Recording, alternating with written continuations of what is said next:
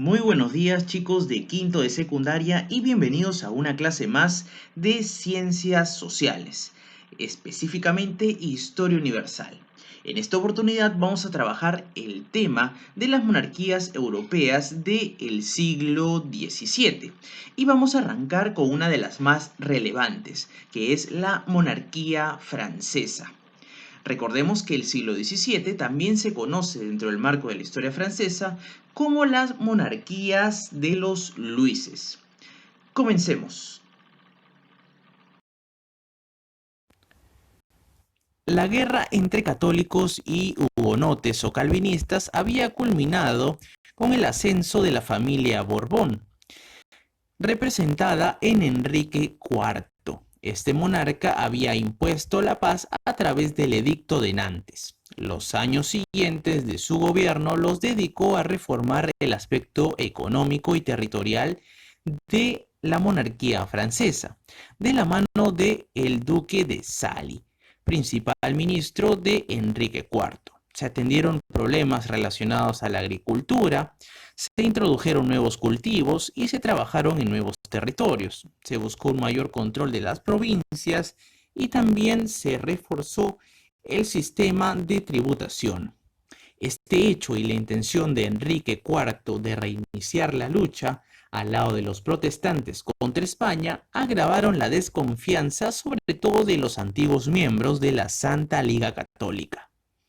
Un día antes de que el rey saliera a la guerra con las tropas, fue asesinado por un miembro de la Iglesia Católica. Esta vez, sin embargo, la acción no contó con el apoyo popular, lo que más o menos demostraba que se había fortalecido el sentimiento monárquico entre las masas francesas. A la muerte de Enrique IV asumiría el trono Luis XIII. Luis XIII era un soberano inteligente y laborioso, así como excelente militar. Tenía 9 años al morir su padre.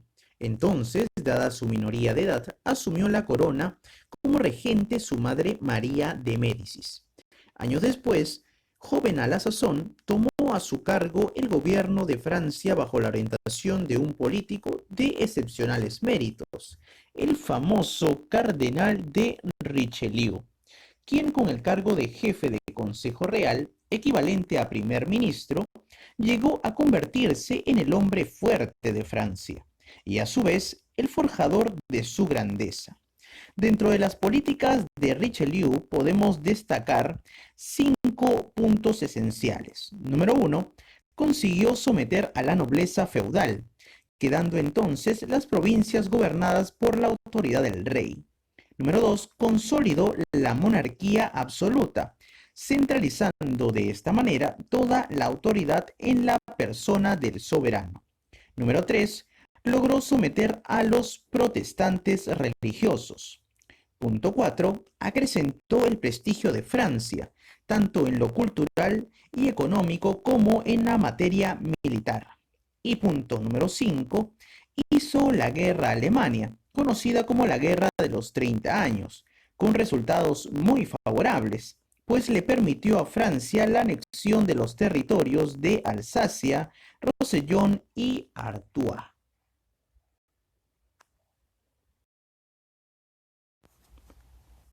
A la muerte de Luis XIII y dada la minoría de edad de su sucesor Luis XIV, asumió la regencia su madre, doña Ana de Austria, soberana que poco después nombró primer ministro al cardenal Julio Mazarino.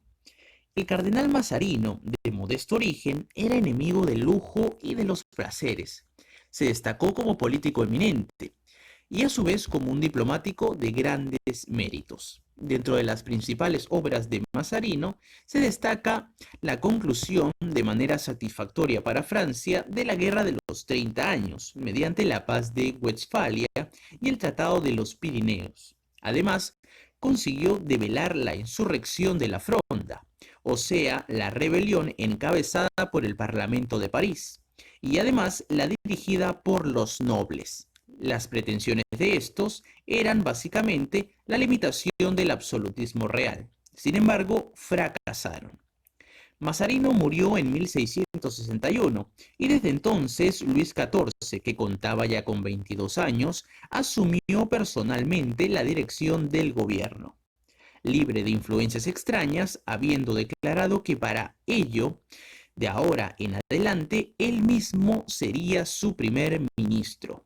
Dispuso también que nada se hiciese sin su consentimiento. De esta manera, inauguró un gobierno personal, autocrático, concentrando todo el poder en sus manos. Un gobierno absoluto, pues su voluntad era ley para sus súbditos. Recordemos que Luis XIV tenía muchas cualidades. Poseía buena memoria y un espíritu práctico y reflexivo, dueño de una vanidad sin límites, por cierto. Se mostró orgulloso de su poder. Fue el máximo exponente de los monarcas absolutistas y despóticos de la Edad Moderna.